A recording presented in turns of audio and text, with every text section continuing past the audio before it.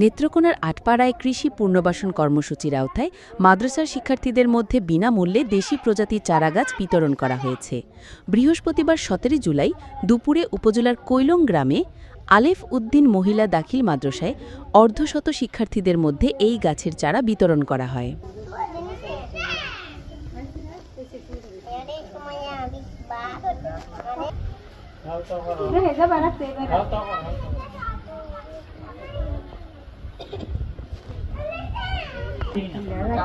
উপজেলা কৃষি সম্প্রসারণ অধিদপ্তরের অধীনে কৃষি পুনর্বাসন কর্মসূচির আওতায় শিক্ষার্থীদের মধ্যে একটি করে নিম, জাম, বেল ও কাঁঠাল গাছের চারা বিতরণ করা হয়।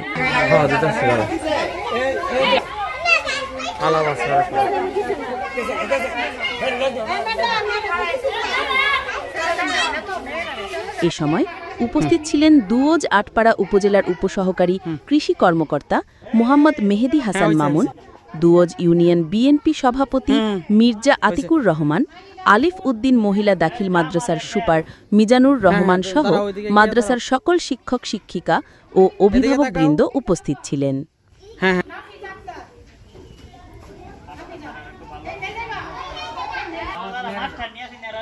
আইন ম্যাডামরাও দিন। হ্যাঁ হ্যাঁ এটাইছে